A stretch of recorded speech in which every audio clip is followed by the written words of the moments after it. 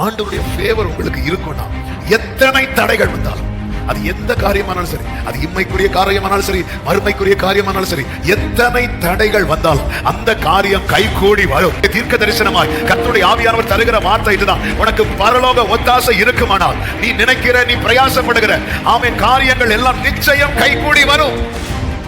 அவங்க போட்ட திட்டம் இனி செல்லாது என்கிற ஒரு நிலைக்கு வந்துருவாங்க. இனி இவனுக்கு விரோதமாய் நம்ம ஆயுதங்களை உருவாக்கியும் திட்டங்களை போட்டோம் ஒரு பிரயோஜனம் இல்லை. இன்னைக்கு நிறைய திட்டங்கள் போடப்படலாம், நிறைய ஆயுதங்கள் உருவாக்கப்படலாம், இதெல்லாம் பிரயோஜனம் இல்லை என்று அவர்களே ரியலைஸ் பண்ணக்கூடிய ஒரு நாளை கர்த்தர் வைத்திருக்கிறார். நம்புறவங்க கரங்களை உயர்த்தி ஆமென் சொல்லுங்க பார்க்கலாம். ஒரு காரியத்தை கர்த்தர் உங்களுக்கு கைகூடி வர பண்ண போகிறார் என்பதற்கான முதல் சைன் என்ன தெரியுமா? உங்களை அந்த காரியத்துக்காக அதிகமாக ஜெபிக்க வைப்பார். ஒரு குறிப்பிட்ட காரியத்துக்காக உங்களை ரொம்ப ஜெபிக்க வைக்கிறார்னா தளராத, சோர்ந்து போகாத, அதுல பரலோக ஒத்தாசை உனக்கு நிச்சயம் உண்டு. காரியம் கைகூடி வரும். நம்புறவங்க கைகளை உயர்த்தி ஆமென் சொல்லுங்க பார்க்கலாம்.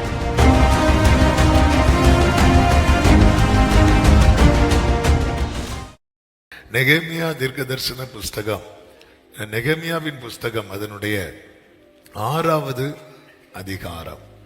நெகேமியா 6வது அதிகாரம் அதனுடைய 16வது வசனத்தை நான் வாசிக்கிறேன்.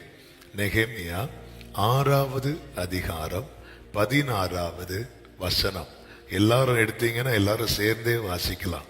எல்லாரும் எடுத்துட்டீங்களா? 610வது பக்கம். ஆமென். நெகேமியா 6:16 சேர்ந்து வாசிக்கலாமா? எங்கள் பகைஞர் எல்லாரும் அதை கேட்ட போதும், எங்கள் சுற்றுப்புறத்தாராகிய புறஜாதியான அனைவரும் கண்ட போதும் மிகவும் முனையற்று போய் இந்த கிரியை எங்கள் தேவனால் கைகூடி வந்ததென்று அறிந்தார்கள். கரங்களை உயர்த்தி சத்தமா ஆமென் சொல்லுவோமா? இந்த கிரியை எங்கள் தேவனால் கைகூடி வந்ததென்று அறிந்தார்கள். ஆமென். They realized this work had been done with the help of our God. எல்லாரும் அறிந்து கொண்டார்கள். ஆமென். எங்களை சுற்றி இருக்கிறவர்கள் கண்டபோதும், எங்கள் பகைஞர் எல்லாரும் அதை கேட்ட போதும், இந்த கிரியை, இந்த சம்பவம் நமக்கு நன்றாய் தெரியும்.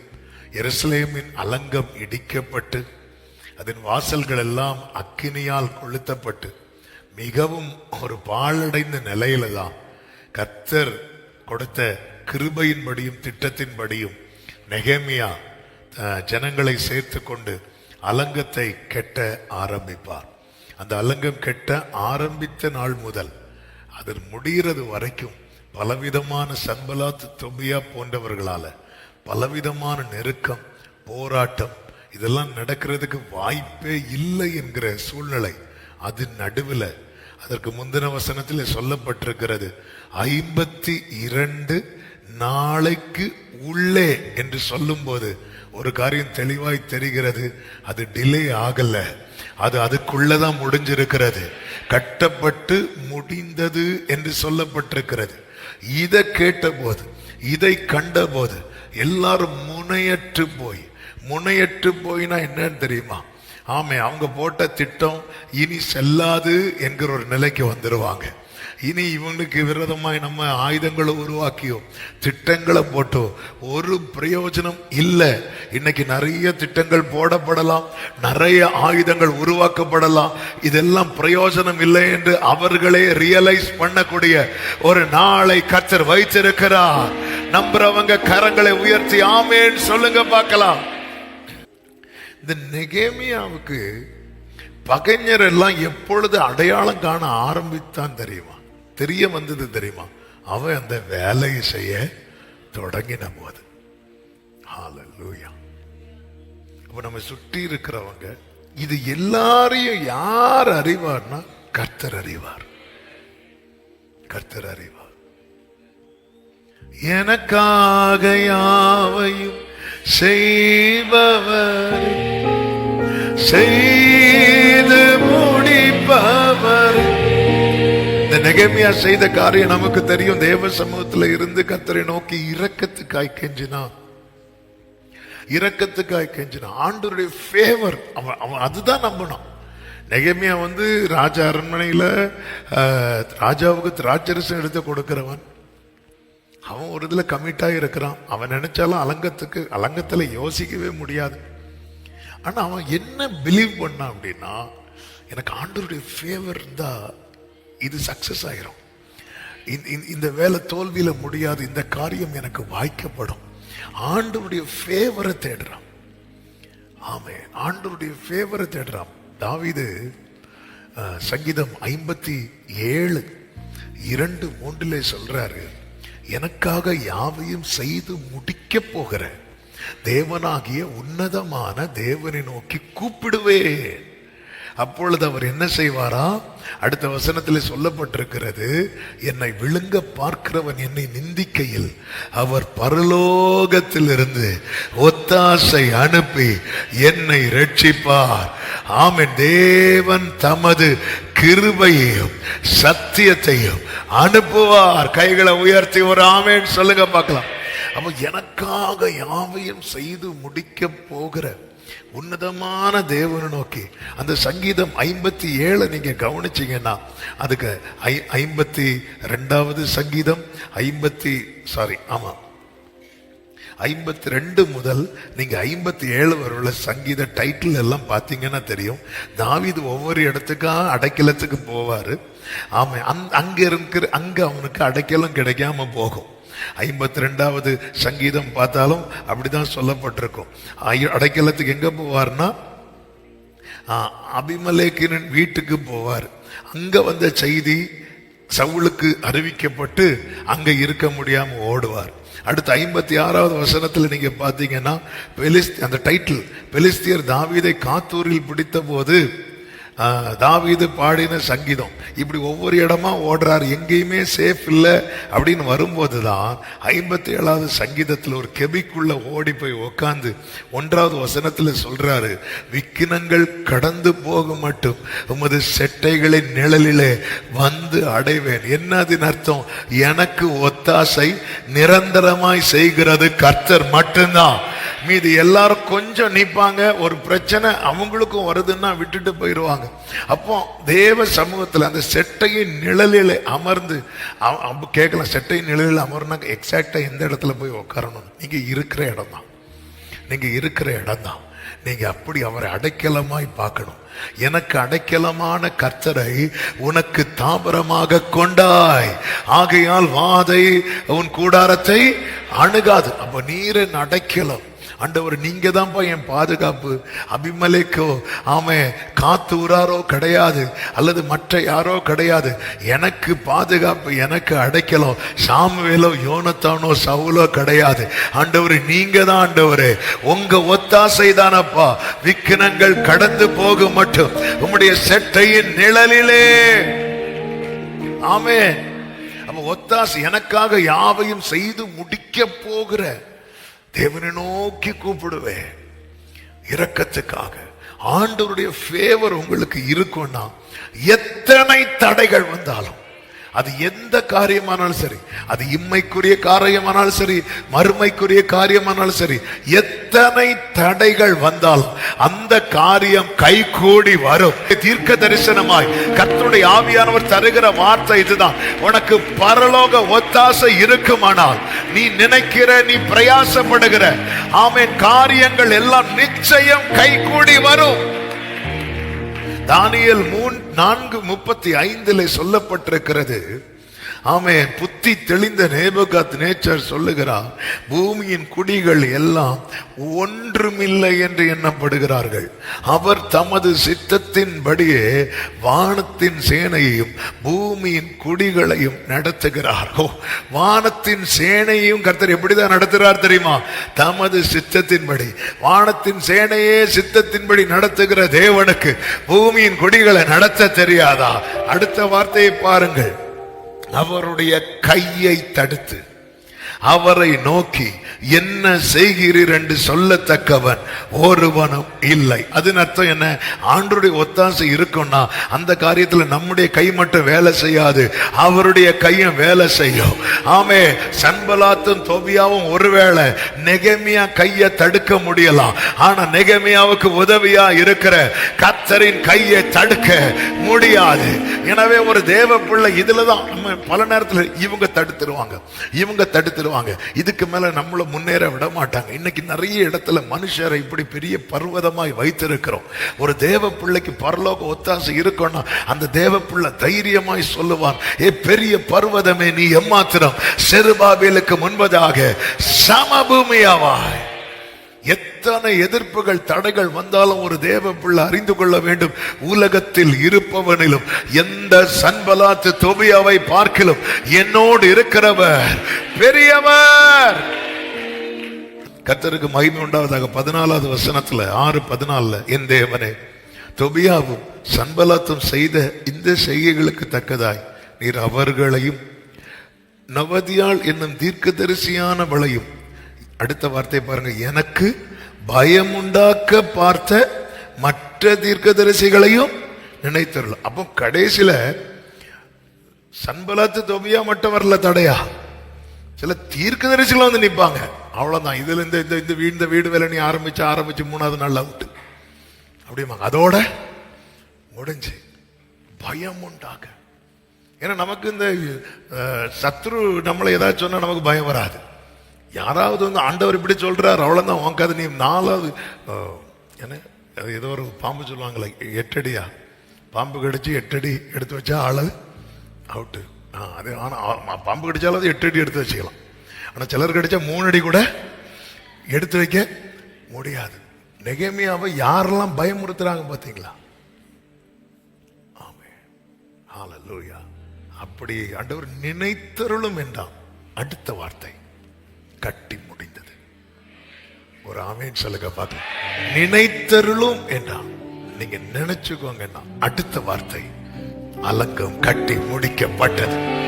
ஹல்லேலூயா. அவர் நினைத்தா என் காரியம் கைகூடி வரும். நல்ல கரங்களை தட்டி ஆமென் சொல்லுங்க பார்க்கலாம். அப்படியே அலங்கமானது 52 நாளைக்குள்ளே கட்டப்பட்டு 7 மாதம் 25ஆம் தேதியிலே முடிந்தது. 7 மாதம் உங்க கண்ணுக்கு ஏப்ரல் மாதமாய் தெரிவதாக. ஆமென், ஹல்லேலூயா. கர்த்தர் நினைத்த ஆண்டவருடைய ஒத்தாசை. நிறைய வேலை முடக்கப்பட்டிருக்குதா, தடை பண்ணப்பட்டிருக்குதா, அடுத்து முன்னோக்கி செல்ல முடியாம, அடுத்த ஸ்டெப் எடுத்து வைக்க முடியாம. என்னைக்குமே புரிஞ்சுக்கோங்க, ஒத்தாசை அவருடைய ஃபேவர் இருக்கணும். ஆண்டவருடைய ஃபேவர் ஒரு காரியத்துல இருக்கு என்பதற்கான 5 அடையாளங்களை இந்த நெகேமியா இந்த சாப்டர்ல இருந்து, இந்த புத்தகத்தில இருந்து, இந்த சம்பவத்திலிருந்து 5 அடையாளங்களை சொல்லி நான் ஜெபிக்க விரும்புகிறேன். ஆமென். கர்த்தர் நம்மோடு கூட பேசுவாராக. கர்த்தருக்கு மகிமை. வேகமாய் சுருக்கமாய் சொல்லுகிற நேரம் இல்லாதபடி. 1, ஆண்டவருடைய ஃபேவர் ஒரு காரியத்துல இந்த காரியத்தை செய்யலாம் அப்படின்னு ஆண்டவருடைய ஒத்தாசை இருக்கும் என்பதற்கான முதல் அடையாளம் என்ன அப்படின்னா, அந்த காரியத்துக்காக நம்மை அதிகமாக ஊக்கமாக ஜெபிக்க வைப்பார். ஆமென். இந்த ஜெபிக்க வைக்கிற காரியத்துல ஒரு தேவ பிள்ளைக்கு புரிந்து கொள்ள வேண்டும், ஜெபிக்கிறதுல கூட ஆண்டவருடைய ஃபேவர் நமக்கு தேவை. நல்லா புரிஞ்சுக்கோ. ஒரு அந்தகார வேளை வந்தது. இயேசு கிறிஸ்து அந்த கெத்செமனே தோட்டத்தில் போகும்போது, அப்பொழுது சீஷர்களால என்ன பண்ண முடியல தெரியுமா? ஜெபிக்க முடியல. அதான் உண்மை. ஆனா அதே சீஷர்களுக்கு என்ன ஆண்டவர் பிராமிஸ் பண்ணிட்டு போனார்னா, ஹோலி ஸ்பிரிட் பிராமிஸ் பண்ணிட்டு போனார். இனி காத்திரு அப்படின்னார். 1 மணி நேரம் ஜெபிக்க முடியாத அந்த சீஷர்கள் 10 நாள் ஜெபம் பண்றாங்க. எப்படி இது சாத்தியமாச்சு? ஒரு காரியத்தை கர்த்தர் உங்களுக்கு கைகூடி வர பண்ண போகிறார் என்பதற்கான முதல் சைன் என்ன தெரியுமா? உங்களை அந்த காரியத்துக்காக அதிகமாய் ஜெபிக்க வைப்பார். ஒரு குறிப்பிட்ட காரியத்துக்காக உங்களை ரொம்ப ஜெபிக்க வைக்கிறார்னா, தளராத, சோர்ந்து போகாத, அதுல பரலோக ஒத்தாசை உனக்கு நிச்சயம் உண்டு. காரியம் கைகூடி வரும். நம்புறவங்க கைகளை உயர்த்தி ஆமென் சொல்லுங்க பார்க்கலாம். நீங்க நெகேமியா 1வது அதிகாரத்திலிருந்து 6வது அதிகாரம் வரைக்கும் நீங்க வீட்டுல போய் படிச்சீங்கன்னா எல்லா இடத்திலையும் நெகேமியா ஜெபித்து கொண்டிருக்கிறதை பார்க்க முடியும். ஒரு வசனத்தை பார்க்கலாம். நெகேமியா 4வது அதிகாரத்தின் 9வது வசனம். அதிலே சொல்லப்பட்டிருக்கிறது, ஆனாலும் நாங்கள் எங்கள் தேவனை நோக்கி ஜெபம் பண்ணி அவர்கள் நிமித்தம் இரவும் பகலும் ஜாமம் காக்கிறவர்களை வைத்தோம். ஆனாலும் நாங்கள் எங்கள் தேவனை நோக்கி ஜெபம் பண்ணி. ஜெபம் கட்டாகல, வேலை கொஞ்சம் ஸ்லோவாச்சு. இப்படியெல்லாம் நிறைய போராட்டம் வந்துச்சு. யூதர்களே சொன்னாங்க, நம்மளால முடியாது, எங்க பலனெல்லாம் போகுது, எல்லாமே டவுன் ஆச்சு. ஆனா எது மட்டும் டவுன் ஆகல தெரியுமா? பிரேயர் டவுன் ஆகல, ஜெபம் குறையல. ஒரு காரியத்துக்கு இது தேவனுடைய ஒத்தாசை. அதான் ஆண்டவர் ஜெபிக்க ஏவுவார். ரொம்ப பேர்டனா இருக்கும். அவர் துக்கத்தோடு, நெகேமியா 1:4 படிச்சீங்கன்னா தெரியும், அவர் அழுறாரு, துக்கத்தோடு உபவாசித்து மன்றாடி பரலோகத்தின் தேவனை நோக்கி அப்படி ஜெபம் பண்ண வாயை திறந்தா வரக்கூடிய வார்த்தைகள் எல்லாம் பார்த்தீங்கன்னா இந்த நெகேமியா 1 ஃபுல்லாவே நெகேமியாவின் ஜெபம். அப்படி என்னெல்லாம் வார்த்தையா வருது, வார்த்தையா வருது. ஆமாம், மற்ற காரியங்களுக்கு ஜெபம் பண்ணும்போது நார்மலா ஜெபம் பண்ணுவோம். ஆனா அந்த சில குறிப்பிட்ட காரியத்துக்கு ஜெபம் பண்ணும்போது மட்டும் நம்முடைய வாயில வார்த்தைகளா வரும், வாக்குத்தத்தங்களா வரும். இதெல்லாம் நம்ம செய்யறது அப்படின்னு நம்ம நினைச்சிட்டு இருக்க கூடாது. கர்த்தருடைய கரம் இதுக்கு பின்னாக இருந்து அந்த காரியத்துக்காக நம்மை ஜெபிக்க வைக்குது. ஆமேன் சொல்லுங்க பார்க்கலாம். யாருக்கும் கிடைக்க இல்லாத பாரம் நெகேமியாவுக்கு ஏன் வரணும்? ஆண்டவர் ஜெபிக்க வைப்பார். 2வதாக வார்த்தையை நம்முடைய இருதயத்திலே வைப்பார். நெகேமியா 2:12 சொல்லப்பட்டிருக்கிறது, நான் சில மனுஷரை கூட்டிக் கொண்டு ராத்திரியிலே எழுந்து நகர சோதனை செய்தேன். ஆனாலும் எருசலேமுக்காக செய்யும்படி என் தேவன் என் மனதில் வைத்ததை என்று சொல்லுகிறார். எருசலேமுக்காக செய்யும்படி என் தேவன் என் மனதில் வைத்ததை அவர் ஜெபிக்க வைக்கிறார். அடுத்த ஒரு அடையாளம் தெரியுமா? வேர்டு கிடைக்கும். யோசேப்புக்கு சொப்பனத்தை வைத்தார். அதாவது மனதில் வைத்தாருங்கிறது வேர்டு. நல்ல கவனமா கேளுங்க. அந்த வேர்டு நம்ம மனசை விட்டே போகாது. நீங்க ஃபுல் செர்மன் கேட்டாலும் அது உங்களுக்கான ரேம வரும் தெரியுமா? உங்க மனசுல அவர் வைக்கிறது இருக்கிறது. என் வாயிலையும் கர்த்தர் வார்த்தையை வைப்பார், என் மனதிலையும் கர்த்தர் வார்த்தையை வைப்பார். ஆமே, நான் உன் வாயில் அருளிய என் வார்த்தைகளை சொல்றாருல, வாயிலையும் என் வார்த்தை உன் வாயிலே வைத்து அப்படிங்கிறார். வாயிலையும் வைக்கிறார். எதுக்கு அப்படின்னா சொல்றதுக்கு. மனசுல வைக்கிறார். எதுக்கு அப்படின்னா காத்துக்கொள்வதற்கு. அதனாலதான் யோபு சொல்லுவார், எனக்கு வேண்டிய ஆகாரத்தை பார்க்கலாம் உம்முடைய வார்த்தையை நான் என்ன செய்தேன்? காத்துக்கொண்டேன். யோபுக்கு கொடுத்த ரேமா என்ன நமக்கு தெரியாது, யோபுக்கு தான் தெரியும், நமக்கு தெரியாது. அதனால யோபு பிடிச்சிட்டு சொல்றாரு, எனக்கு குறித்திருக்கிறதை நிறைவேற்றுவார். அவர் என்னை சோதித்த பின்பு நான் சாம்பலாவேன்னு சொல்லல, நான் பொன்னாக. ஏன்னா எனக்குள்ள என்ன வைத்திருக்கிறார் தெரியுமா? இந்த மண் பாண்டத்துக்குள்ள அவர் பொக்கிஷத்தை வைத்திருக்கிறார். ஒரு ஆமேன் சொல்லுங்க பார்க்கலாம். எத்தனை புயல் அடித்தாலும், எத்தனை அக்கினி இறங்கிச்சு, காற்று பெருங்காற்று அடித்தது, ஒரு தேவ பிள்ளை உங்க இருதயத்தில் அந்த வேர்டை வைப்பார். யோசேப்புக்குள்ளே சொப்பனத்தை வைத்தார். அதனாலதான் அவனால் அந்த பிரச்சனையை சகிக்க முடிந்தது. தாவீதுக்குள்ளே வார்த்தையை வைத்தார். அபிஷேகத்தை ஊற்றுகிற அதே நேரத்தில் நீ இஸ்ரவேல் மேல் ராஜாவா இருப்பா என்று சாமுவேலை கொண்டு சொன்ன வார்த்தையை வைத்தார். அதனாலதான் யுத்த களத்தில் போன போது தான் வந்த முகாந்திரம், நான் இங்க வந்ததுக்கு ஒரு ரீசன் இருந்தது என்பதை அவனால் அறிந்து கொள்ள முடிந்தது. பவுலுக்குள்ளே வார்த்தையை வைத்தார்.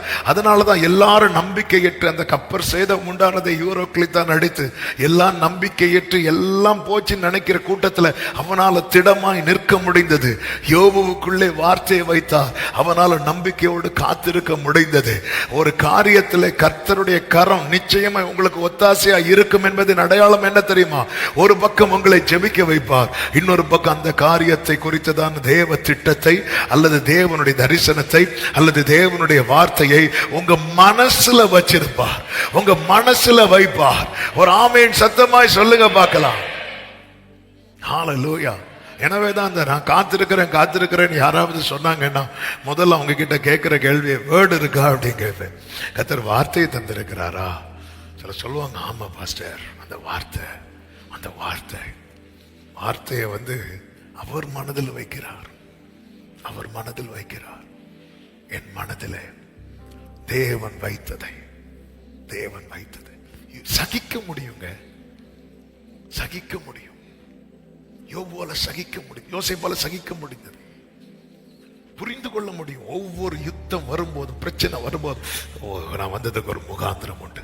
ஏன்னா உள்ள என்ன வைத்திருக்கிறார் தெரியுமா? வார்த்தையை வைத்திருக்கிறார். நேரம் போகிறதுனால அடுத்த வார்த்தையை சொல்லுகிறேன். மூன்றாவது, அனுகூலம் கிடைக்கும். உலக பிரகாரமான அனுகூலம் கிடைக்கும்.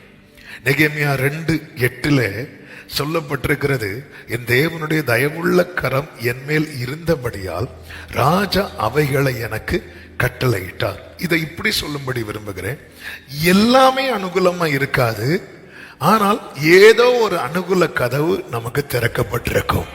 ஹல்லேலூயா. நீங்க கவனிச்சீங்கன்னா தெரியும், யோசேப்பு சகோதரர்களை பார்க்க புறப்பட்டு வருவான். 12 பேர்ல சின்ன பையன் யாருன்னா பென்யாமின். அவன் எங்க இருக்கிறான்னு வீட்டுல இருக்கிறான். மற்ற 10 பேரும் சீகமுக்கு போறாங்க, ஆடுமைக்கு. அங்க இல்ல, தோத்தானுக்கு போயிட்டாங்க. யோசேப்பு அவர்களை பார்க்க வருகிறான். 10 பேர்ல 9 பேரும் என்ன பிளான் பண்றாங்க அப்படின்னா, யோசேப்பை என்ன பண்ணணும்? கொலை செய்யணும். ஒரே ஒருவன் என்ன பண்றான் அப்படின்னா, அவனை என்ன செய்யக்கூடாது? கொலை செய்யக்கூடாது. இதுதான் ஒரு தேவப்பிள்ளை தன்னுடைய அந்த தரிசனத்தை அடையும் வரைக்கும், சாலமோனை பொறுத்த வரைக்கும் எல்லாமே ஃபேவரா இருந்துச்சு. ஆனா தாவீதுக்கு எல்லாமே ஃபேவரா இருக்காது, ஆனா ஏதோ ஒரு ஃபேவர் இருந்துட்டே இருக்கும். நீங்க தாவீதுடைய லைஃபை பார்த்தீங்கன்னா, ஒரு பக்கம் எதிர்ப்பு தான் ரொம்ப ஜாஸ்தியா இருக்கும். ஆமென். ஆனா ஏதோ ஒரு அனுகூல கதவு திறக்கப்பட்டிருக்கும். இந்த நெகேமியா நாட்கள் அப்படிதான். ராஜாவுடைய அனுகூலம், ஃபேவர், அந்த கடிதம் கொடுத்து விட்டுருப்பார்ல, அந்த அனுகூலம் இருந்துச்சு. மீதி எல்லாமே எதிர்ப்பு. சன்பலாத் எழும்புறான், புதுசா எழும்புறாங்க. அலங்கம் கட்டி முடிக்கும் போது தீர்க்கதரிசிகள்லாம் வந்துட்டாங்க. புதுசா எங்க இருந்தா வராங்களோ தெரியாது, ஆனா ஒரு ஃபேவர் இருந்துட்டே இருக்கும். ஒரு ஃபேவர் இருந்துட்டே இருக்கும். ஆமென். 9 பேர் இவனை கொலை செய்யணும்னு நினைக்கிறாங்க. ஒரே ஒருவன். பொதுவாகவே மெஜாரிட்டி தானங்க ஜெயிக்கும். மெஜாரிட்டி தானே ஜெயிக்கும். மெஜாரிட்டி தானே ஜெயிக்கும். எல்லா இடத்துலயும் அப்படி தானே, மெஜாரிட்டி தான் ஜெயிக்கும். எலெக்ஷன் வரப்போகுது, மெஜாரிட்டி தான் ஆட்சி அமைக்க போறாங்க. மெஜாரிட்டி தான் ஜெயிக்கும். ஆனா இந்த இடத்துல மட்டும் என்ன அதன் அர்த்தம் தெரியுமா? ஆண்டவர் சொல்ற வார்த்தை, என்னுடைய கொஞ்சம் ஃபேவர் உனக்கு போதும். இத்தனை எதிர்ப்புகளையும் தாண்டி உன்னால நிக்க முடியும். இத்தனை தடைகளையும் தாண்டி உன்னால நிக்க முடியும். இத்தனை போராட்டங்களையும் தாண்டி நிக்க முடியும். எத்தனை பேர் நம்புறீங்க? கைகளை உயர்த்தி ஆமேன்னு சொல்லுங்க பார்க்கலாம். அப்போஸ்தலர் 27வது அதிகாரத்தில் அந்த கப்பல் சேதம் உண்டாகி அவன் கரையை பார்க்கறாங்க. அப்பொழுது போர் சேவகர் என்ன பண்றாங்க அப்படின்னா, இவங்க கடல்ல குதிச்சு தப்பி, யாருமே என்ன தப்பி போயிடக்கூடாது, அதனால எல்லாரும் என்ன செய்யணும்? கொலை செய்யணும் அப்படின்னு சொல்லிட்டு அந்த மொத்த டீமே பிளான் பண்ணும்போது, ஒரு 100க்கு அதிபதிக்கு யாரை காப்பாற்றணும்னு ஆசை வந்துட்டு தெரியுமா? யோபுவை காப்பாற்றணும். ஒரே ஒரு ஃபேவர், ஒரு நபரை வச்சிருப்பார், நமக்கு தெரியாது. ஹல்லேலூயா. எல்லாரும் உங்களை தள்ளும் போது ஒரு நபர் ஃபேவரா இருப்பார். ஊரே ஒரு ஸ்திரீய கல்லால அடிச்சு கொல்லணும்னு நினைக்கும் போது அங்க ஒருத்தர் ஃபேவரா நின்னார். பாத்தீங்களா? நீங்க உங்க லைஃப திரும்பி பாருங்க. நிறைய நம்ம இதுதான் நம்ம சாட்சியம் கேட்டா சொல்லுவோம், நான் இவ்வளவு கஷ்டப்பட்டேன், இவ்வளவு போராட்டம், இவ்வளவு நெருக்கம். அதை சொல்லும் போது அது நடுவுல எப்படிங்க இதுவரை வந்தோம்? ஏதோ ஒரு ஃபேவர். அதுதான் ஏசாயா 1:9 சொல்லப்பட்டிருக்கிறது, சேனைகளின் கர்த்தர் நமக்கு கொஞ்சம் மீதியை வைக்காதிருந்தாரானால், கொஞ்சம் மீதியை. ஆமே, நாம் சோதமை போலாகி கோமராவுக்கு ஒத்திருப்போம்.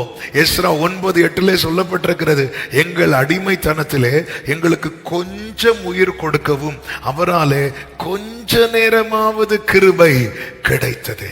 ஒரு அனுகூலம் இருக்கும். எல்லாமே அனுகூலமா இருக்குமா? இருக்காது. எல்லாருக்கும் சிலருக்கு எல்லாமே ஃபேவரா இருக்கும், ஆனா சிலருக்கு எல்லாம் ஃபேவரா இருக்காது. ஏதோ ஒண்ணு. யோசேப்பு கொண்டு போகப்பட்டு நேர சிறைச்சாலைக்கு தான் கொண்டு போகப்பட்டான். அந்த இடத்துல எல்லாரும் யோசேப்பு மேல தயவு வச்சாங்கன்னு சிறைச்சாலை, யார் கண்ணில் தய கிடைக்கணுமோ அவங்க கண்ணில் தய கிடைக்கும். ஆமே. சிலர் உங்களுக்கு தய செய்யலைன்னா நீங்க அதை நினைச்சு ஒரே பண்ணாதீங்க. யார் கண்ணில் தய கிடைக்கணுமோ அவங்க கண்ணில் தய கிடைக்கும். கைகளை உயர்த்தி ஒரு ஆமேன்னு சொல்லுங்க பார்க்கலாம். ஹல்லேலூயா. போர்த்திபாரின் வீட்டில் யோசேப்பு மேல ஒரு பொய்யான குற்றச்சாட்டு வைக்கப்பட்டிருக்கிறது. யோசேப்புடைய நீதி நியாயம் கண்டிப்பா எடுபடும். அப்ப அடிமையாய் கொண்டு வரப்பட்டு சிறைச்சாலையில போடப்பட்டு ஃபேவர் வந்துச்சுங்கிறது ஓகே. நல்ல அழகான பையன், சின்ன வயசு 17 வயசு பையன், இப்படி பண்ணிட்டாங்களே கேட்டிருப்பான். எப்படிப்பா நீ எங்கிருந்துப்பா வந்த? என் சகோதரர்லாம் சேர்ந்து என் வஸ்திரத்தெல்லாம் கிழிச்சு இப்படி பண்ணிட்டாங்க. உன் பிரதர்ஸே பண்ணிட்டாங்களா? ஐயோ பாவம். இப்படி ஃபேவர் வர்றதுக்கு ஒரு வாய்ப்பு இருக்கு. ஆனா போர்த்திபாரின் வீட்டுல இப்படி ஒரு குற்றச்சாட்டோடு சிறைச்சாலையில போறவனுக்கு என்ன ஃபேவர் கிடைக்கும்? ஆனாலும் பைபிள் சொல்லுகிறது, கர்த்தர் கிடைக்க பண்ணினார், கர்த்தர் கிடைக்க பண்ணினார். சிறைச்சாலை கண்கள்ல தயவு கிடைக்க பண்ணினார். இந்த நாளில கர்த்தர் ஒரு காரியத்தை உங்களுக்கு செய்ய தீர்மானித்திருக்கும் போது பல எதிர்ப்புகளை கண்டு இந்த காரியம் நடக்கவே நடக்காது, தடைகளை கண்டு அப்படி நீங்க நினைக்காதிருங்கள், எண்ணாதிருங்கள். அது நடுவில் ஒரு ஃபேவரை ஆண்டவர் உங்களுக்கு தந்து கொண்டே இருப்பார். ஒரு அனுகூலத்தை கர்த்தர் காண்பிப்பார். இது தேவ பிள்ளைக்கான அடையாளம். ஏசாயா 37:30 சொல்லப்பட்டிருக்கும் அல்லவா, உனக்கு அடையாளமா இருப்பது என்னவென்றால் இந்த வருஷத்திலே தப்பி பயிராகிறதையும். எல்லாரும் சொல்லுங்க பார்க்கலாம். அப்போ எனக்கு ஃபேவர்னாலே முதல்ல நான் எதை பார்க்கணும் தெரியுமா? நான் தப்பி இருக்கிறேன் தெரியுமா? உயிர் பிழைத்தே உதவி பெற்ற. இதுதான் யோபு சொல்றார், எனக்கு ஜீவனை தந்ததும் அல்லாமல் தயவும் பாராட்ட உம்முடைய பராமரிப்பு என் ஆவியை நீ காப்பாற்றப்படுற இல்ல. இதுவே காரியம் வாக்கியம் என்பதற்கான அடையாளம். இந்த வருஷம் தப்பி பயிராகிறதையும் 2ஆம் வருஷத்திலே தானாய் விளைகிறதையும் சாப்பிடுவீர்கள். 3ஆம் வருஷத்திலோ விதைத்து அறுத்து திராட்சை தோட்டங்களை நாட்டி அவைகளின் கனிகளை. தப்பி பிழைக்கிறது எங்க இருக்கிறது? திராட்சை தோட்டங்களை நாட்டி கனிகளை புசிக்கிறது எங்க இருக்கிறது? அவன் உயிர் பிழைக்க துடிக்கிற ஒரு நிலைமை இருக்கு. ஆமென். திராட்சை தோட்டங்களை நாட்டி கனிகளை புசிப்பீங்கன்னா லேண்ட் லார்ட் ஆக்கிட்டாரு. நிறைய பேருக்கு வேலை கொடுக்கிற ரேஞ்சுக்கு உயர்த்துறாரு. ஆனா இன்னைக்கு நிலைமை எப்படி இருக்கிறது? எப்படியோ தப்பி பிழைச்சோம், எப்படியோ 3 மாசத்தை ஓட்டிட்டோம். இனி அடுத்த மாசம் என்ன ஆக போகுதோ? பிள்ளைகளுக்கு அடுத்து ஸ்கூல் ஓபன் ஆகுது, காலேஜ். என்ன நம்ம ஆண்டவரே, நான் தப்பி பிழைத்திருக்கிறத நான் அடையாளமா பார்க்கணும்னு கர்த்தர் சொல்றார். உனக்கு அடையாளமா இருப்பது என்னவென்றால் சொல்லிட்டு அடுத்த வசனத்துல சொல்லுகிறார், யூதா வம்சத்தாரில் தப்பி மீந்திருக்கிறவர்கள் மறுபடியும் கீழே வேர் பற்றி மேலே கனி கொடுப்பார்கள். ஆமே, என் வாழ்க்கையில கர்த்தர் காரியத்தை கைகூடி வர பண்ணுவாரா? தப்பி மீந்திருக்கிறோம், நான் தப்பி பிழைத்திருக்கிறேன் என்கிற நிச்சயம் உங்களுக்கு இருக்குமானா இந்த வசனத்தை உங்க நெஞ்சோடு சேர்த்து வச்சு கர்த்தருக்கு மகிமையை செலுத்துங்கள். ஆமென் சொல்லுங்க பார்க்கலாம். 4ஆவதாக ஆமென், அந்த குறிப்பிட்ட காரியத்தின் மேல கர்த்தர் செய்வார்ங்கிற விசுவாசத்தை வர்த்திக்க பண்ணுவார். நெகேமியா செய்தியை கேட்டதும் அவன் துக்கித்து உட்கார்ந்தான் இருக்கும். துக்கம் அவனை உட்கார வைத்தது. ஆனா அப்படி உட்கார்ந்து இருந்தவன் அலங்கத்தை கட்ட எழும்பி போறான். ஆண்டவர் ஒரு ஹோப் கொடுக்கிறார். நம் தேவனுக்கு ஒரு பெயர் உண்டு, அவர் விசுவாசத்தை துவக்குகிறார். உங்களுக்கு விசுவாசமே இல்லையா? ஆண்டவர் சமூகத்துல உட்கார்ந்துருங்க. அவன் எழும்பி புறப்பட்டு போறான். ராஜா கேட்கிறார், என்ன நெகேமியாவே முகெல்லாம் ஒரு மாதிரி டல்லா இருக்கு? நெகேமியா காரியத்தை அப்படி அழகா சொல்றான். அதை அடுத்து சொல்றேன். அடுத்து புறப்பட்டு போகிறான், ஜனங்கள்கிட்ட சொல்றான். என்ன நம்பிக்கையில சொல்றான்? ராஜா கிட்ட சொல்றான். ராஜா கிட்ட சொல்ல வேண்டியதை மட்டும் சொல்ல, அடுத்து ஜனங்கள்கிட்ட சொல்றான். அப்படி சொல்லிட்டு இருக்கும்போது தான் சன்பலாத்து தொபியெல்லாம் வராங்க. ஏய், நீ கலகம் பண்ற, நீ அப்படி பண்ற, இப்படி பண்ற, அப்படியெல்லாம் சொல்லும் போது அவர் சொல்றார், நெகேமியா 2:20, பரலோகத்தின் தேவனானவர் எங்களுக்கு காரியத்தை கை கூடி வர பண்ணுவார். அவருடைய ஊழியக்காரராகிய நாங்கள் இந்த ஃபெய்த் எங்க இருந்து வந்துச்சு? 1வது அதிகாரத்துல இல்லாத ஃபெய்த் 2வது அதிகாரத்துல எப்படி வந்துச்சு? விசுவாசத்தை வர்த்திக்க பண்ணுகிறார். சீஷர்கள் ஆண்டவரிடத்துல கேட்ட விண்ணப்பங்களில் ஒன்று என்ன தெரியுமா? என் விசுவாசத்தை வர்த்திக்க பண்ணும். விசுவாசம் பாருங்க, எவீருக்கு ஒரு விசுவாசம் உண்டு. இயேசு வந்து என் மகளை தொட்டா அவ சுகம் கிடைக்கும். அவ இயேசுவை கூட்டிட்டு வீட்டு பக்கத்துல வரும்போது வீட்டுல இருந்து சிலர் வந்து சொல்றாங்க, போதகரை தொந்தரவு படுத்தாதீங்க, உங்க மக இனி பிழைக்க மாட்டா, மக மரித்து விட்டா, அவரை தொந்தரவு படுத்தாதீங்க சொல்லும் போது உடனே இயேசு அவனை பார்த்து சொல்றார், விசுவாசம் உள்ளவனாயிரு. அதன் அர்த்தம் என்ன? அந்த வார்த்தைகள் அவனுக்குள்ள இருந்த விசுவாசத்தை போக்க வேண்டியது. ஆனா விசுவாசத்தை போக விடாம பிடிச்சு வச்சிருக்கிறாரு. இன்னைக்கு ஒரு காரியத்துல உங்களை இன்னும் நம்ப வச்சிருக்கிறாருன்னா அது நீங்க நம்பல, கர்த்தர் உங்களை நம்ப பண்ணி இருக்கிறார். ஆமென் சொல்லுங்க பார்க்கலாம். அந்த இடத்துல மட்டும் இயேசு நீ விசுவாசம் உள்ளவனா இருன்னு சொல்லலன்னு வைங்கள, அந்த வீட்டு நடைக்கு முன்னாடி அவன் ஃபெய்த் போயிருக்கும், விசுவாசம் போயிருக்கும். பிடிச்சு வச்சாரு பாத்தீங்களா? அந்த விசுவாசத்தை எப்படி அவனுக்குள்ள நிலைநிறுத்தி இருந்தார் பாத்தீங்களா? விசுவாசத்தை வர்த்திக்கும் அந்த காரியத்துல. இது போன வருஷம்லாம் நம்பிக்கையே இல்லை, போன மாசம் வரை நம்பிக்கை இல்லை, ஆனா இப்போ ஒரு நம்பிக்கை வந்துட்டு இந்த காரியத்தை கர்த்தர் செய்வார், கர்த்தர் நடத்தும். இப்படி விட்டு ஃபெய்த் வரும்போது ஒரு தேவ பிள்ளை புரிந்து கொள்ளணும், எனக்கு பரலோக ஃபேவர் இருக்கிறது. ஹல்லேலூயா. ஒரு காரியத்துல கர்த்தர் உங்களை ஜெபிக்க வைக்கிறாரா, ஒரு அனுகூலத்தை காண்பிக்கிறாரா, ஆமென், வார்த்தையை தராரா, விசுவாசத்தை வர்த்திக்க பண்ணுகிறாரா, உங்களுக்கு பரலோக ஃபேவர். பரலோக ஃபேவர் இருந்தா என்ன? இன்னைக்கு நம்ம வாசித்த வசனம் தான், நெகேமியா 6:16. ஆமென். இதை உங்களை சுற்றிலும் இருக்கிறவர்கள் உங்கள் பகைக்கிறவர்களும் கேட்டு கண்டு முனையற்றவர்களாகி இந்த கிரியை எங்கள் தேவனால் கை கூடி வந்ததென்று அறிவார்கள். கரங்களை உயர்த்தி ஆமென் சொல்லுங்க பார்க்கலாம். ஐந்தாவது ஒரு காரியம் அதுதான், ஞானத்தை தருவார், ஞானமாய் செயல்பட வைப்பார். ராஜா கிட்ட போய் நான் அலங்கத்தை எல்லாம் கெட்டணும் அப்படிலாம் சொல்ல மாட்டார். வார்த்தையை எப்படி பேசணுங்கிற ஞானத்தை கொடுக்கிறார். 2:5 சொல்லப்பட்டிருக்கிறது, ராஜாவுக்கு சித்தமாயிருந்த அடியனுக்கு வந்து சமூகத்தில் தயை கிடைத்தால் என் பிதாக்களின் கல்லறைக்கும் பட்டணத்தை கட்டும்படி யூதா தேசத்துக்கு நீர் அனுப்ப வேண்டி கேட்டுக்கொள்ளுகிறேன் அப்படின்னு சொல்லிட்டு அப்படி மெதுவா சொல்றார், ஒவ்வொன்னா சொல்றார். அடுத்து நீங்க பாத்தீங்கன்னா 12வது வசனத்துல பாத்தீங்கன்னா, ஆனாலும் எருசலேமுக்காக செய்யும்படி என் தேவன் என் மனதில் வைத்ததை நான் ஒருவருக்கும் அறிவிக்கவில்லை என்று சொல்லுகிறார். அதே 2வது அதிகாரம் அதனுடைய 17வது வசனத்துல, பின்பு நான் அவர்களை நோக்கி எருசலேமை கட்டுவோம் வாருங்கள் என்று சொல்லி இப்படி அவர்களுக்கு அறிவித்தேன் என்று சொல்லுகிறார். அப்ப நீங்க பாருங்க, எங்க பேசணும் எங்க பேசக்கூடாது, என்ன பேசணும் என்ன பேசக்கூடாது, இது ஒரு தேவ பிள்ளைக்கு ரொம்ப முக்கியம். ஒரு காரியத்தை தேவன் நம்முடைய வாழ்க்கையில வாய்க்க பண்ணணும்னு வரும்போது அந்த காரியத்தில் அப்படிப்பட்ட அதுக்கு தான் இதுக்கெல்லாம் ஒரு அஸ்திபாரமா இருக்கிறது என்ன தெரியுமா? தேவ சமூகத்தில் அமர்ந்து ஜெபிக்கிறது. ஆண்டவர் அந்தந்த தருணத்துல என்ன செய்யணுமோ அந்த ஞானத்தையும் அந்த கிருபைகளையும் தருவார். அதனாலதான் வேதம் சொல்கிறது, உங்களில் எவனாகிலும் ஞானத்தில் குறைவுள்ளவனா இருந்தா. நம்ம இந்த வசனத்தை சின்ன பிள்ளைங்களுக்கு மட்டும் திணிச்சிட்டு இருக்கிறோம், கரெக்டா இல்லையா? அந்த வசனம் நேரம் யாருக்கு தான் தள்ளுறோம் தெரியுமா? படிக்கிற பிள்ளைகளுக்கு தள்ளுறோம். ஆமா, நமக்குள்ள கொண்டு வர மாட்டேங்கிறோம். நீங்க பாருங்க, இந்த ஒரு வசனம் 6வது அதிகாரத்துல அலங்கெல்லாம் கட்டி முடிச்சாச்சு. 7வது அதிகாரத்துல சொல்லப்பட்டிருக்கிறது, 7வது அதிகாரம் 1வது வசனத்தை பாருங்கள். அலங்கம் கட்டி முடிந்து கதவுகள் போடப்பட்டு வாசல் காவல் எல்லாரும் ஏற்படுத்தியாச்சு. ஏற்படுத்தும் போது கர்த்தருக்கு 4வது வசனத்தை பாருங்கள்.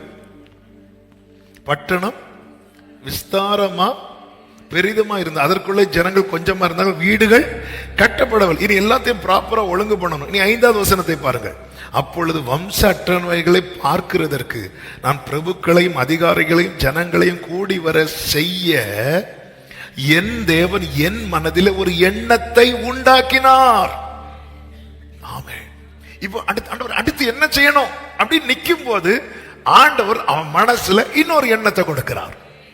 அலங்கம் கெட்டதுக்கு எண்ணத்தை தந்தவர் அடுத்து என்ன செய்யணுங்கிற எண்ணத்தை அப்ப தருவார்.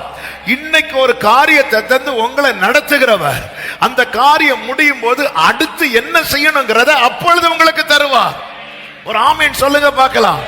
நம்ம என்ன தெரியுமா, நீ கோலை நீட்டி சமுத்திரத்தை பிளந்து விடு. என்னால கோலை நீட்ட முடியும், ஆனா சமுத்திரம் எப்படி பிளக்கணும் யோசிச்சுட்டு இருந்து நான் கோலை நீட்டாம இருந்தா வாழ்க்கை ஃபுல்லா சமுத்திரம் பிளக்காது. அன்னைக்கு அலங்கத்தை கட்டுறதுக்கான எண்ணத்தை வச்சார். இப்ப அலங்கம் கட்டியாச்சு, வீடு இல்லை, பட்டணம் பெருசா இருக்கு, அடுத்து என்ன செய்யணும், ஜனங்கள்லாம் இருக்கிறாங்க, என்ன செய்யணும், அவன் அப்படியே வெயிட் பண்ணிட்டு இருக்கிறான். ஆண்டவர் ஒரு எண்ணத்தை அவன் இருதயத்தில் வைத்தார். அதனாலதான் ஆண்டவர் சொல்ற, நீ அநேக காரியங்களை குறித்து கவலைப்படுகிறான். யோசித்து யோசித்து யோசித்து தலையெல்லாம் பொண்ணாகி. மறுபடியும் சொல்லுகிறேன், பரத்திலிருந்து ஒத்தாசை வராம நம்ம எண்ணங்கள் நம்மை பாழாக்கும். பரத்திலிருந்து ஒத்தாசை வரும்போது அவர் ஞானமாய் செயல்பட வைப்பார். இப்போ ஒரு காரியத்தை உங்க மனசுல வச்சு செய்ய வச்சிட்டு இருக்கிறாரா, சந்தோஷமா கர்த்தரை நம்பி செய்யுங்க. ஆண்டவர் இது முடிச்சிட்டு அது முடியும் போது அடுத்து என்ன செய்யணுமோ அந்த வசனத்தை நீங்கள் மறுபடியும் பாருங்க. ஆமே, கர்த்தருக்கு மகிமை உண்டாவதாக. அப்பொழுது வம்ச அட்டவணைகளை பார்க்கிறதற்கு நான் பிரபுக்களையும் அதிகாரிகளையும் ஜனங்களையும் கூடி வர செய்ய என் தேவன் என் மனதிலே ஒரு எண்ணத்தை உண்டாக்கினார். அதாவது ஜனங்கள்லாம் இருக்கிறாங்க, யாரை எப்படி செயல்படுத்தணும், இந்த பட்டணத்துக்கு காவல் காக்கணும். அப்போ ஜனங்களுக்கு அந்த ப்ராப்பரா ஆர்டர் பண்ணணும். அப்போ ஆண்டவர் ஒரு எண்ணம் கொடுக்கிறார். இதுக்கு ஒரு வம்ச அட்டவணை இருக்கு. ஏன்னா இவங்கள எங்க இருந்தவங்க தெரியுமா, பாபிலோன்ல இருந்தவங்க. அப்போ அந்த வசனத்திலே சொல்லப்பட்டிருக்கிறது, முந்தி வந்தவர்களில் வம்ச அட்டவணை புஸ்தகம் அப்பொழுது எனக்கு அகப்பட்டது. ஒரு ஆமீன் சொல்லுங்க பார்க்கலாம். ஆண்டவர் உங்க மனசுல ஒரு காரியத்தை வச்சிட்டாருன்னா அடுத்து அது அகப்படும். ஆமீன் சொல்லுங்க பார்க்கலாம். இதுதான் ஒரு தேவ புள்ள புரிந்து கொள்ள வேண்டும். ஆண்டவரே, இன்னைக்கு தூரத்து நிறைய யோசித்து ஐயோ ஆண்டவரே, பிள்ளை +2 போறா, அடுத்து காலேஜுக்கு முதல்ல +2 முடிக்கட்டும். அந்த டைம்ல ஆண்டவர் எண்ணத்தை வைப்பார். 11th படிக்கும் போது என்ன படிக்கணும்னு தெரியல. இது பிள்ளை ஒரு பக்கம் பயம், தாய் ஒரு பக்கம் பயம், தகப்பன் பயம், மொத்தத்துல பயம். காலேஜ் ஃபர்ஸ்ட் இயர் போகும்போதே கேம்பஸ் இன்டர்வியூ கிடைக்கும். முதல்ல கேம்பஸுக்குள்ள போய் படி. அந்தந்த டைம் முடியும் போது கர்த்தர் மனதிலே வைப்பார். இந்த கர்த்தரை டிபெண்ட் பண்ணி இருக்கிறவனுக்கு இது ஒரு நிச்சயம் உண்டு, இது ஒரு நம்பிக்கை உண்டு. கைகளை உயர்த்தி ஒரு ஆமேன் சொல்லுங்க பார்க்கலாம். சத்தம் ஆமேன். ஆண்டவர் ஒரு காரியத்தை உங்க மனசுல வச்சாருன்னா அடுத்து எங்க இருந்தாலும் அது உங்களுக்கு அகப்படும். ஆமேன் சொல்லுங்க பார்க்கலாம். ஹல்லேலூயா. ஆமே. அலங்கம் கெட்டுறதுக்கு தேவையானது இதுக்கு முன்னாடி அகப்பட்டது. இப்பொழுது ஜனங்களை வரிசைப்படுத்த ஒழுங்கப்படுத்த தேவையான அட்டவணை இப்பொழுது அகப்படுது. எது எப்ப அகப்படும் கர்த்தருக்கு தெரியும். காரியம் கைகூடி வரும். நீங்க அதிகமா ஆண்டவர் இந்த வார்த்தை தரும்போது ஆண்டவர் ஆவியானவர் அதிகமாய் உணர்த்தின வலியுறுத்தின காரியம், நீ பரலோகத்திலிருந்து ஒத்தாசைக்காக நீ எப்பவுமே எதிர்பார்த்துட்டு இருக்கணும். எல்லாவற்றுக்கும் எனக்கு உங்க ஃபேவர் இருந்தா இது நடக்கும். 100 பேர் வருவாங்க, 1000 பேர் கூட வருவாங்க, நாங்க அது பண்ணுவோம் இது பண்ணுவோம். நீ அதை நம்பி 30 லட்சம் ஜனங்கள் பின்னாக மோசைக்கு பின்னாக இருந்தாலும், ஆமை மோசே அவங்கள நம்பி அல்ல நின்றது, கர்த்தரை நம்பி நின்றான். ஆமேன் சொல்லுங்க பார்க்கலாம். கண்களை மூடி செபிக்கலாமா? கர்த்தர் காரியத்தை எனக்கு கைகூடி வர பண்ணுவார், எனக்கு கைகூடி வர பண்ணுவார். உங்க கைகள் கூறுகவில்லை, உம்மால் கூடாதது எதுவும் இல்லை. உங்க கைகள் உம்மால் கூடாதது எதுவும் இல்லை, உம்மால் கூடாதது எதுவும் இல்லை. இயேசுவால் கூடா. ஒரு விஷயம், உங்க வலது கரத்தை உயர்த்தி உங்க இடது கரத்தை இருதயத்தில் வைத்து, ஆண்டவரே உங்க ஃபேவர் எனக்கு வேணும். உங்க ஒத்தாசை இல்லாம எனக்கு அலைச்சல் தான் மிச்சம். ஒரு நெகேமியா துக்கத்தோடு உட்கார்ந்து அழுத போது நீங்க டிசைட் பண்ணிட்டீங்க, இவனை வச்சே நம்ம அலங்கத்தை கட்டிடணும். அவனை அதுக்கு ஜெபிக்க வச்சீங்க. ஆண்டவர் விசுவாசத்தை வர்த்திக்க பண்ணீங்க. வார்த்தை திட்டத்தை கொடுத்தீங்க. அனுகூலத்தை எல்லா இடத்துல ஒரு ஃபேவரை கத்து கொடுத்துட்டே இருந்தீங்க. எங்க எப்படி செயல்படுங்கிற நல்ல ஞானத்தை கொடுத்தீங்க. அப்படியே முடிஞ்ச அப்படி 2 கைகளை அப்படி விரித்து வானத்துக்கு. ஆண்டவர் ஏப்ரல் 1ஆம் தேதி காலையில் உங்க சமூகத்தில் நிக்கிறோம். ஒத்தாசை அனுப்போ பர்வதமே, ஒத்தாசை அனுப்போ பர்வதமே கண்ணோக்கி பாரும் தேவா, இயேசு தேவா கண்ணோக்கி. அப்படியே கைகளை உயர்த்தி, ஆண்டவரே உங்க உதவி இல்லைன்னா எனக்கு ஒரு காரியம் நடக்காதுப்பா, எனக்கு ஒரு காரியம் நடக்காதுப்பா. என்னை விழுங்க பார்க்கிறவர் என்னை நிந்திக்கையில் கர்த்தர் பரலோகத்திலிருந்து எனக்கு ஒத்தாசை அனுப்பினார், அவர் கிருபையும் சத்தியத்தை அனுப்பினார் என்று தாவீது சொன்னது போல இந்த மாதம் நாங்கள் அதிகமா இதை அனுபவிக்க உணர, இந்த கிரியை எங்கள் தேவனால் எங்கள் தேவனால் எங்கள் தேவனால் கை கூடி வந்தது என்று எங்களை சுற்றிலும் உள்ளவர்கள், எங்களை பகைக்கிறவர்கள் அறிந்து கொள்ளபடியா கர்த்தர் கிருபை செய்வீராக, கர்த்தர் அனுகிரகம் செய்வீராக. உங்க ஒத்தாசை அனுப்பு, ஒவ்வொருவரையும் ஆட்கொள்ளும். எந்தெந்த காரியங்கள் யார் வாழ்க்கையில அப்ப இன்னும் தடையா இருக்கிறதும் முடங்கி இருக்கிறதும் பாதியில நிக்குதும், அந்த காரியங்களுக்கு இந்த நேரத்திலிருந்து ஒரு துவக்கம் மீண்டும் உண்டாவதாக, மறுபடியும் கட்டி எழுப்பப்படுவதாக. மறுபடியும் இந்த காரியம் பாழானது பார்க்கிறவர்கள் பார்வைக்கு அது இன்றைக்கு பாழா இருந்தாலும் அது பயிரிடப்படும் என்று சொன்ன எசேக்கியேல் 36 சொல்லப்பட்ட வார்த்தையின்படி கர்த்தர் காரியத்தை வாய்க்க பண்ணி உம்முடைய நாமத்துக்கு மகிமை வரப்படும். ஒவ்வொருவரை ஆட்கொள்ளும். இந்த மாதம் முழுவதும் உங்க கிருபை, உங்க பிரசன்னம், உங்க பாதுகாப்பு உடைய பிள்ளைகளோடு இருக்கட்டும். ஆண்டவரே அதை ஃபீல் பண்ணட்டும். ஒவ்வொரு பிரயாசத்தின் பலனை காணணும். இந்த காரியங்கள் எல்லாம் கைகூடி வருகிறதை பார்க்க அப்பா ஆண்டவரே கண்டு மகிழ உம்மை துதிக்க உம்முடைய பிள்ளைகளுக்கு கிருபை செய்தரணும். கண்மணி போல காத்துக்கொள்ளும். அர்ப்பணிக்கிறோம். எல்லாம் மகிமை கனம் உமக்கே செலுத்துகிறோம். இரட்சகர் இயேசுவின் நாமத்தில் பிதாவே, ஆமென். சேர்ந்து சத்தமாய் சொல்லுவோம். என் ஆத்துமாவே கர்த்தரை ஸ்தோத்திரி, முழுவலுமே அவருடைய பரிசுத்த நாமத்தை ஸ்தோத்திரி. என் ஆத்துமாவே கர்த்தரை ஸ்தோத்திரி, கர்த்தர் செய்த சகல உபகாரங்களை மறவாதே.